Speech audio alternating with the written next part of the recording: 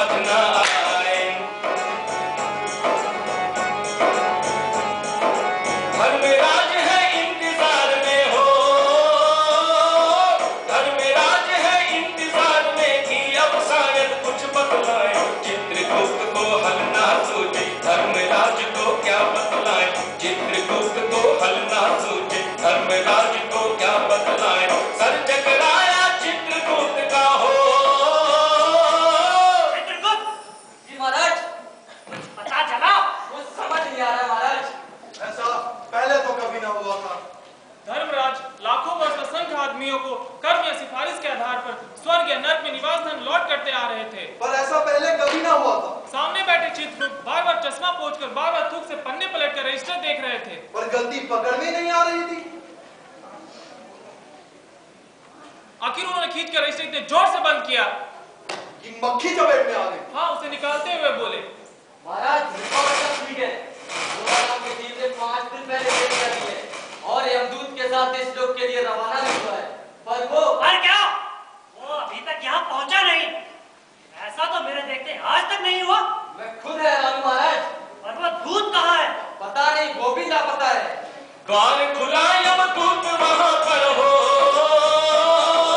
द्वार खुला यमदूत वहां पर भागा भागा आया। हाँ भागा भागा आया, परेशान और डरा हुआ ऐसे था घबराया हुआ। परेशान और डरा हुआ था ऐसे था घबराया हुआ।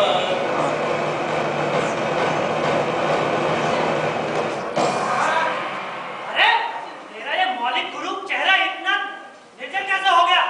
महाराज परेशानी और भय के कारण। अरे कहाँ रहा दूसरे दिन? और वो भोलाराम का जीव कहाँ है? महाराज दया निधान, मैं कैसे बतलाऊं कि क्या हो गया। आज तक कभी मैंने धोखा नहीं खाया था, पर इस बार भोलाराम का जीव मुझे चकमा दे गया। 5 दिन पहले जब भोलाराम ने तेल त्यागी, अब तुमने उसे पकड़ा नहीं? पकड़ लिया था महाराज, और नगर से बाहर जब ही मैं उसे लेकर एक तीव्र वायु तरंग पर सवार हुआ, तभी वो बड़े चंगुल से छूटकर न जाने कहाँ गायब हो गया। और तुम हाथ बलते रहे। महाराज 5 दिनों में मैंने सारा ब्रह्मांड छान डाला और उसका कहीं पता न चला। जीवों को लाते लाते खुद इतना बूढ़ा हो गया, फिर भी एक मामूली आदमी के बूढ़े जीव ने तुम्हें धोखा दे दिया। बताइए महाराज, चिंताओं में रहा था, खून सूख गया। महाराज मेरी सावधानी में बिल्कुल कसर नहीं थी। अरे तेरे अभ्यस्त हाथों से अच्छे अच्छे वकील नहीं बन सके, फिर इस बार? वही तो मैं सोच रहा हूँ दयानिधान, इस बार तो कोई इंद्रजाल ही हो गया। महाराज वैसे आजकल पृथ्वी पर इस तरह का व्यापार चल गया है। जब लोग अपने दोस्तों और रिश्तेदारों को फल भेजते हैं तो रेले वाले उन्हें रास्ते में उड़ा देते हैं, और तो और कई बार मालगाड़ी के डिब्बे रास्ते में कट हो जाते हैं। हाँ दयानिधान, और नई बात, राजनीतिक दलों के नेता विरोधी नेता को उड़ाकर कहीं बंद कर देते हैं। अरे तुम तो चुप ही रहो। महाराज कहीं भोलाराम के जीव को भी किसी विरोधी ने मरने के बाद कोई चुनावी मुद्दा बनाने के लिए तो उड़ा दिया? क्या मतलब? महाराज मेरा मतलब था कि इस एंगल से भी सोचा जा सकता है। तुम्हारी भी रिटायर होने की उम्र आ गई है। भला भोलाराम जैसे दीन और नगण्य व्यक्ति का किसी से क्या लेना देना? क्षमा करें महाराज। नारायण नारायण नारायण नारायण नारायण नारायण नारायण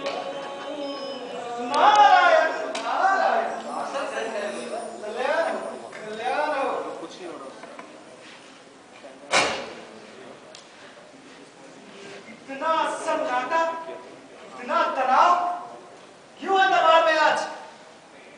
महाराज आप इतने चिंतित क्यों बैठे हैं? क्या नर्क में भी पृथ्वी लोक के महानगरों की तरह निवास स्थान की समस्या अभी तक हल नहीं हुई? ऐसी अब यहाँ कोई समस्या नहीं है मुनिवर। पिछले दिनों नर्क लोक में कई गुणी कारीगर आ गए हैं।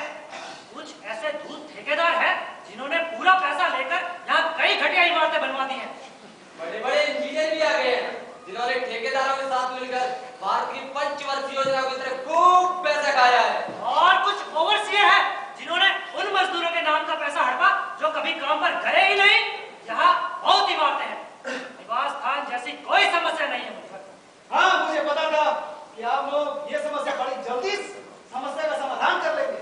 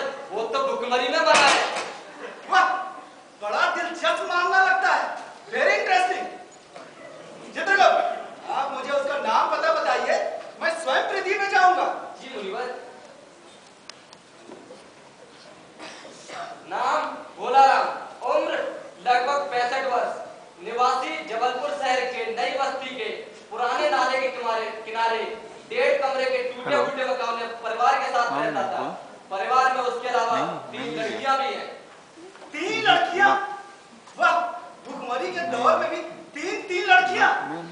बड़ा ही जीवट जीव था। अरे वो नाटक चल रहा है हमारे क्या साहस मुनिवर, लड़के के चक्कर में चक्कर काटता रह गया होगा और फिर एक दिन खुद चक्कर खाता। पृथ्वी लोक पर मानव जाति की बड़ी विडंबना है कि जब तक लड़का पैदा न हो जाए तब तक चैन की सांस ही नहीं लेते।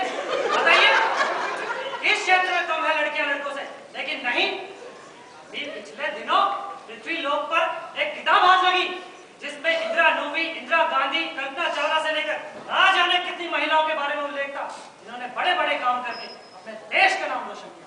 लेकिन नहीं, सही कहा महाराज, लड़कियां अभिशाप नहीं, सृष्टि की जननी है। चित्रगुप्त आगे बढ़िए। जी मुनिवर, परिवार में पत्नी के अलावा 3 लड़कियां हैं। तीनों की युवा अवस्था ढाल पर है। तीनों ही किसी भी समय शादी के लिए बराबर की हकदार है। भोलाराम 5 साल पहले सरकारी नौकरी से रिटायर हुआ था। 1 साल से मकान मालिक का किराया नहीं दिया था, इसलिए मकान मालिक उसे घर से निकाल देना चाहता था, पर इससे पहले भोलाराम संसार छोड़ दिया। आज 5वां दिन है। अगर मकान मालिक वास्तविक मकान मालिक है तो उसने भोलाराम के मरते ही उसके परिवार को बाहर निकाल दिया होगा। यह संभव है। फिर तो मुनिवर आपको उसके परिवार को ढूंढने में बड़ा प्रयत्न करना होगा। कोई बात नहीं महाराज, हमारा तो कार्य ही है पूरी सृष्टि में भ्रमण करना। मुझे